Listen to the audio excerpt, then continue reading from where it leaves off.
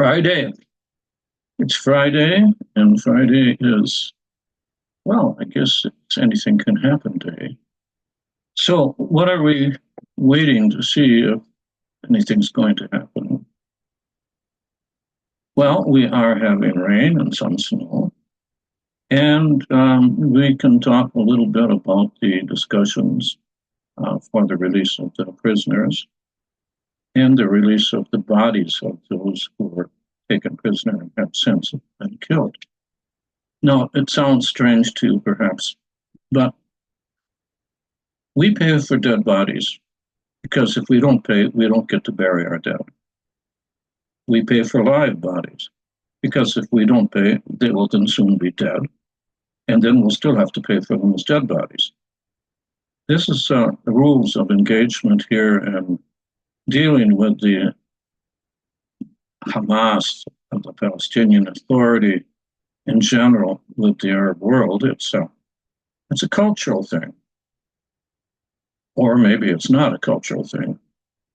But one thing's for sure, it's the way things are. Now, they say we may reach an agreement. The only thing left to settle is the price. Isn't that always the way it is in the Middle East? The price for us would be to release terrorists that have been sitting for many, many years in jail and that are actually have on them the death sentence. They should be taken out and hanged. However, we don't do that anymore since Eichmann. And so these are what we call the big hitters. These are people that have killed many, many, many Jews all around the world. Now, it's obvious that they want us to pay with a number of these people. And not one for one. No.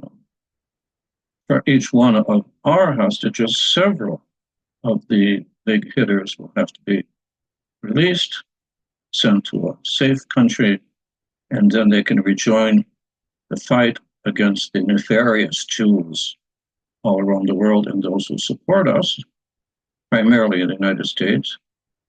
And also they will do the best they can to kill them. So that's the agenda for now. This is what's going on. Now, what's going on beside this? I thank the creator of the universe that there are less of our people being killed. And I suppose they should thank Allah that we're killing less of theirs, but we're killing more of theirs than they kill ours because we're just really good at that. The Temenim, no, there's two types of Temenim. There's the Temenim in the north, who are tame, and the Temenim in the south, who are rabid.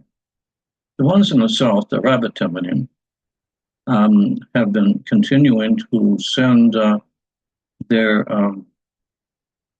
guided aircraft to targets in Israel.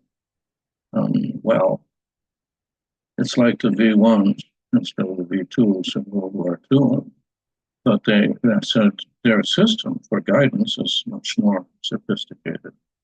So in retaliation, we blew up some of their infrastructure.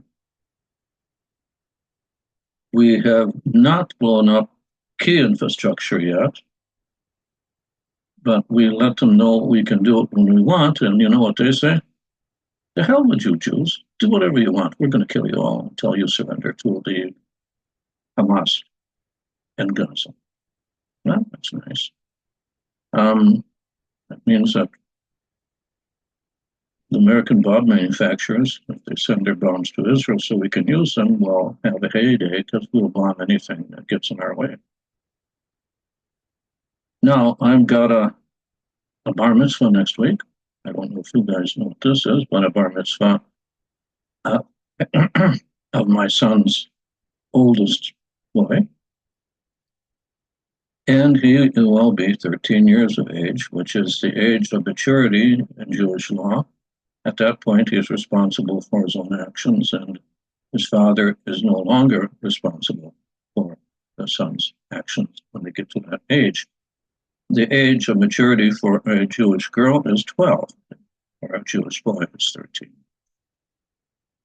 Both are considered adults under Jewish law. And of course, the secular law in most countries doesn't recognize Jewish law in that sense. But that's because Jewish law has only been around for a couple thousand years, and the secular law has been around for 100 or 200 or 300 years. So obviously, it must be more modern than what we feel about it.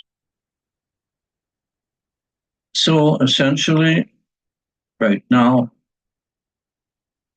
we're all waiting for Trump. It's like waiting for Godot. We're all waiting for Trump. And we hope and trust that Trump will make a big change, first of all, in the United States, and through the United States, a change throughout the world. But then sometimes there is a law that says, be careful what you ask for. And there's another one that says the proof is in the pudding, which means that when he goes to office, the things that he says will be the things that he will be judged by. And we hope that he lives up to all of his promises. So, Shabbat Shalom, and have a wonderful, wonderful day. So long for now.